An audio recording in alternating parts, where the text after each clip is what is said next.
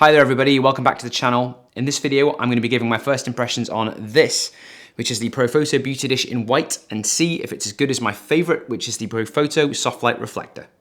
Now, a big chunk of my work has always been location portraiture, and figuring out how to light them the best way has always been a bit of an obsession.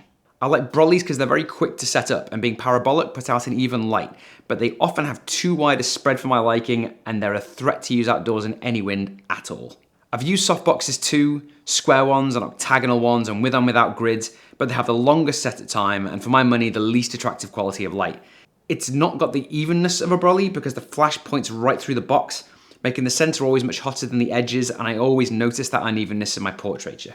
So when I tried the Profoto Softlight Reflector, it was the best of both worlds. It's a crisp, even light because of this dish part here that removes the hot spot, and because of this, I've always found it to be the most flattering modifier for a portrait. It also has perfectly round catch lights. There's also zero setup time. You take it out of the case, you put it on the flash, and you're done.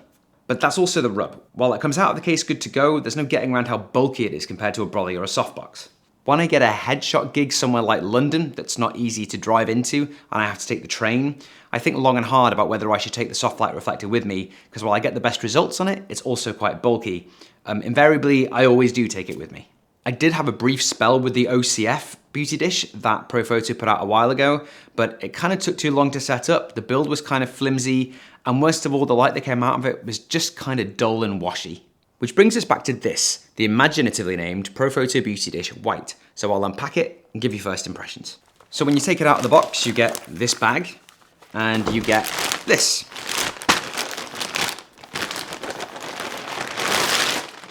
And say, the speed ring feels pretty good, and I suppose for a modifier, it's reassuringly heavy.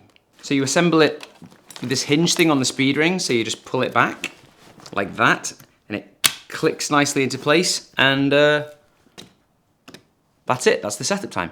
The first thing I noticed about this dish is that it's got this perfectly round interior, which I guess means you probably get perfectly round catch lights as well. It also looks a lot deeper than the Softlight Reflector, so I'm wondering if that affects spill or spread in any way, but we'll see. Also, I'm noticing that there's no Velcro on the inside, so I'm not sure if they have any modifiers planned for this, maybe ones that fit over the edges somehow. I know that the Softlight has the grid and the sock, which actually makes it a really versatile modifier.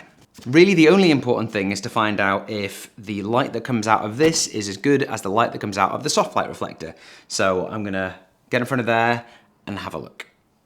What I'm gonna do now, I've got my studio set up, I've got my lights set up. I'm gonna try doing a self-portrait on the Softlight Reflector, and I'm gonna do a portrait on the White Beauty Dish, and I'm gonna see which of these I prefer.